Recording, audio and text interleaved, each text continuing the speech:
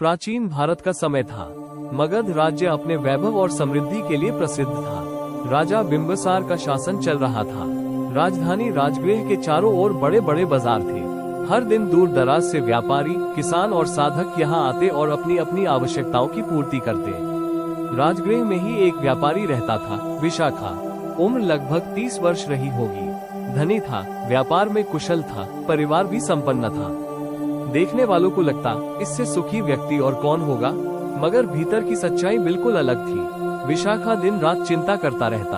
अगर कल व्यापार में घाटा हो गया तो, अगर परिवार पर कोई विपत्ति आ गई तो, अगर बीमारी ने घेर लिया तो, अगर भविष्य बिगड़ गया तो, हर समय उसका मन किसी अनहोनी की आशंका में डूबा रहता। लोग कहते, विशाखा, तुम्हारे पास सब कुछ है, फिर भी चेहरे पर खुशी क्यों नहीं?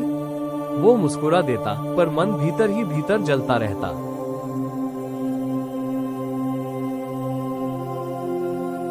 विशाखा के घर में सब कुछ था, सोने चांदी के बर्तन, सुगंधित कपड़े, नौकर चाकर। परंतु रात को जब सब सो जाते तो वो बिस्तर पर करवटें बदलता रहता।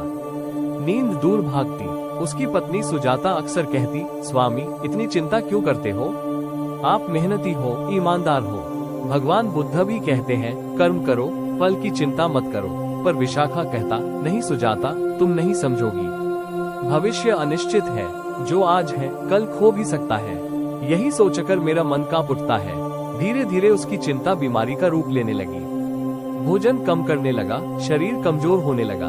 नौकर चाकर भी समझ नहीं पाते कि इतनी संपत्ति और सुख सुविधाओं के बीच यह व्यापारी इतना दुखी क्यों है।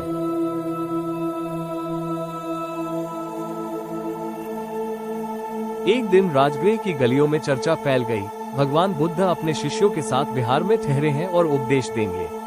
लोग कहते, उनके वचन सुनने से जीवन बदल जाता है। जो व्याकुल है उसे शांति मिलती है, जो मोह में डूबा है उसे प्रकाश मिलता है।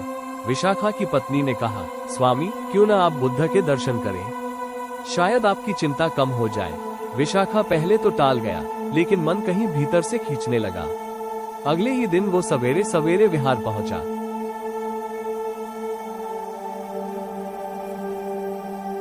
संग्रहालय जैसे शांत वातावरण में बुद्ध अपने शिष्यों के बीच बैठे थे। चारों ओर गहरी शांति थी, पक्षियों की मधुर चहचहाहट और वृक्षों से आती ठंडी हवा।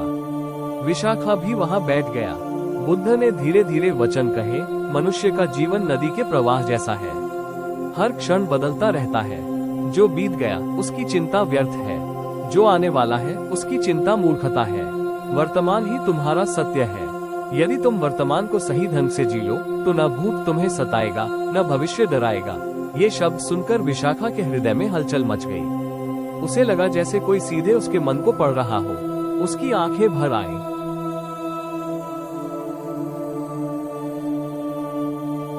सभा समाप्त होने के बाद विशाखा आगे बढ़ा और बुद्ध के चरणों में झुक गया। भंते, मैं एक व्यापारी हूँ। धन है, परिवार है, पर मन में शांति नहीं है। मैं हर समय चिंता करता हूँ, कृपया मुझे मार्ग दिखाइए। बुद्ध ने करुणा से उसकी ओर देखा और कहा, वत्स, चिंता आग है। ये धीरे धीरे तुम्हें भीतर से जलाती रहती है, लेकिन आग तभी जलती है जब तुम उसे ईंधन देते हो। तुम्हारे विचार ही उस ईंधन का काम कर रहे हैं। यदि तुम विचार बदल लो तो चिंता की आग स्वयं बुझ जाएगी। विशाखा ने पूछा, भगवान, ये कैसे संभव है? मेरा मन अपने आप चिंता करने लगता है। बुद्ध मुस्कुराए, मन को साधना पड़ता है। जैसे कोई रथवान घोड़े को लगाम से नियंत्रित करता है, वैसे ही साधक अपने मन को जागरूकता से संभालता है। जब चिंता उठे तो उसे पहचानो, ये चिंता है, बस देखो, उससे लड़ो मत, वो स्वयं शांत हो जाएगी।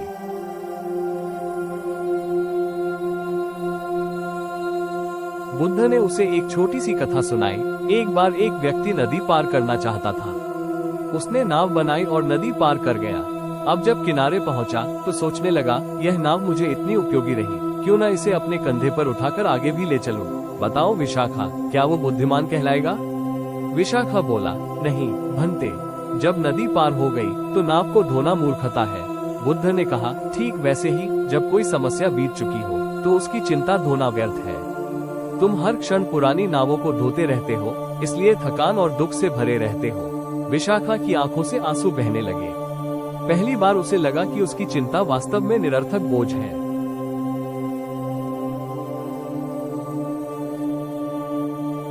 बुद्ध के उपदेश सुनने के बाद विशाखा का मन हल्का अवश्य हुआ, परंतु उसकी पुरानी आदतें तुरंत नहीं गईं। वो घर लौटा तो पत्नी ने देखा कि चेहरे पर कुछ शांति है। सुजाता ने पूछा, स्वामी, आज विहार में क्या हुआ? आप बदले बदले लग रहे हैं। विशाखा ने कहा, सुजाता, मैंने बुद्ध को सुना। उन्होंने कहा, भूत और भविष्य की चिंता छोड़ो, वर्तमान में जियो। पर मैं सोच रहा हूँ, क्या इतना आसान है? मेरा मन तो अपने आप ही डर और चिंता में डूब जाता है। सुजाता मुस्कुराई, फिर से जाओ और पूछो। बुद्ध करुणामय है, वे अवश्य मार्ग बताएंगे।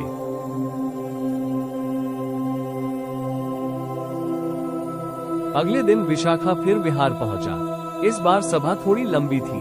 बुद्ध ने दुख और उसके कारणों पर चर्चा की। बुद्ध ने कहा, संसार में दुख है, इसका कारण है तृष्णा, आसक्ति और अविद्या। तृष्णा मतलब हर समय पाने की चाह, आसक्ति मतलब जो मिल गया उसे खोने का भय, और अविद्या मतलब जीवन की अस्थिरता को न समझ पाना। विशाखा ने सुना और सोचा, हाँ, मेरी चिंता भी तो इन्हीं कारणों से है। व्यापार बढ़ेगा या नहीं, धन रहेगा या नहीं, परिवार सुरक्षित रहेगा या नहीं, ये सब आसक्ति और तृष्णा के कारण ही तो है। सभा समाप्त हुई तो वह पुनः बुद्ध के चरणों में झुका और बोला, भंते, आपने कहा कि चिंता आसक्ति से जन्म लेती है, पर मन तो अपने आप चिपक जाता है। मैं कैसे मुक्त हो सकता हूँ?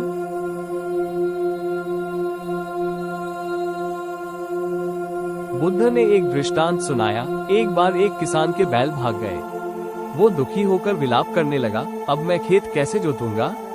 मेरी फसल नष्ट हो जाएगी, मेरा जीवन बर्बाद हो जाएगा। उसी समय उसका पड़ोसी बोला, भाई, चिंता मत करो, कल तक तुम्हारे बैल लौट भी सकते हैं। किसान ने रात भर चिंता की। सुबह देखा, बैल लौट आए और साथ में 2 जंगली बैल भी ले आए। अब उसके पास पहले से अधिक बैल हो गए। देखा, विशाखा, किसान की चिंता निरर्थक थी। भविष्य की अनिश्चितता को लेकर उसने खुद को यातना दी, लेकिन जीवन तो अपने आप बदलता रहता है। बुद्ध ने कहा, इसलिए चिंता छोड़कर धैर्य और जागरूकता में जीना ही बुद्धिमानी है।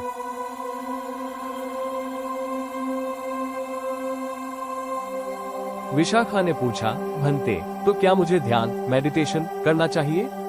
बुद्ध ने उत्तर दिया, हाँ वत्स, ध्यान ही चिंता का उपाय है। जब मन भविष्य की ओर भागे तो उसे श्वास पर टिकाओ। श्वास आती है, देखो, श्वास जाती है, देखो। धीरे धीरे मन वर्तमान में ठहरने लगेगा, और जहाँ वर्तमान है वहाँ चिंता का स्थान नहीं।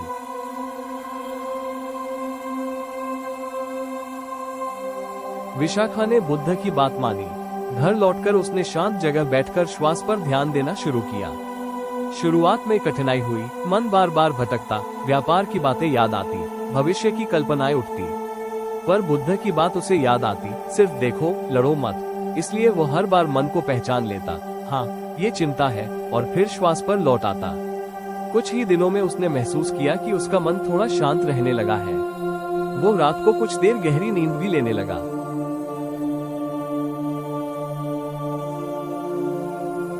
धीरे धीरे सुजाता और घर के लोग भी देख रहे थे कि विशाखा का स्वभाव बदल रहा है। वो पहले छोटी सी बात पर घबरा जाता था, अगर यह सौदा बिगड़ गया तो। अब वो कहता, चलो देखते हैं, जितना हो सकता है उतना करेंगे। बाजार में भी लोग नोटिस करने लगे। पहले जो व्यापारी हर समय बेचैन रहता था, अब शांत स्वर में बात करने लगा। एक दिन उसके मित्र ने कहा, विशाखा, तुम्हें क्या हो गया है? पहले तो तुम हमेशा परेशान रहते थे, अब इतने शांत कैसे हो गए? विशाखा ने मुस्कुराकर कहा, मैंने बुद्ध का उपदेश सुना है। उन्होंने सिखाया है, चिंता छोड़ो, वर्तमान में जियो। मैं अभी सीख रहा हूँ, लेकिन सच कहूँ, मन बहुत हल्का हो गया है।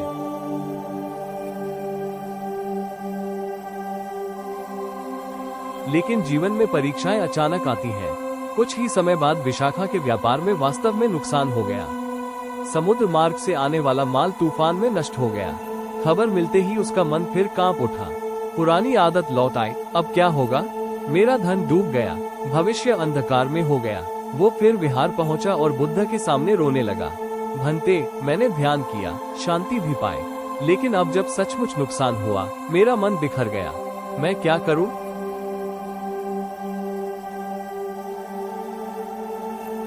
बुद्ध ने शांत स्वर में कहा, वत्स, समझो, धन नश्वर है। जैसे फूल खिलते हैं और मुरझा जाते हैं, वैसे ही संपत्ति आती है और चली जाती है। यदि तुम अपने सुख को धन पर टिकाओगे तो चिंता कभी नहीं जाएगी। सुख तो भीतर है, जागरूकता में है, संतोष में है। फिर बुद्ध ने एक और कथा सुनाई। एक राजा था जिसके पास असीम संपत्ति थी, फिर भी वो दुखी रहता था। एक साधु ने उसे एक कटोरा दिया और कहा, ये कटोरा जादुई है, इसमें जो भी डालोगे कभी पूरा नहीं होगा। राजा सोना डालता, चांदी डालता, रत्न डालता, पर कटोरा खाली ही रहता। वो और बेचैन होता गया। अंत में साधु ने कहा, राजन, ये कटोरा तुम्हारी तृष्णा का प्रतीक है। जब तक तुम चाह को नहीं छोड़ोगे तब तक कोई वस्तु तुम्हें संतुष्ट नहीं करेगी। बुद्ध ने कहा, वत्स, तुम्हारी चिंता भी उसी कटोरे की तरह है। जितना धन पाओगे उतनी चिंता बढ़ेगी। मुक्ति तभी है जब तुम भीतर संतोष खोजो।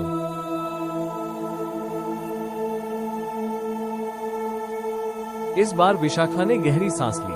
भंते, अब मुझे समझ आ रहा है। मेरी चिंता इसलिए है क्योंकि मैं हर समय भविष्य में सुख ढूंढता हूँ।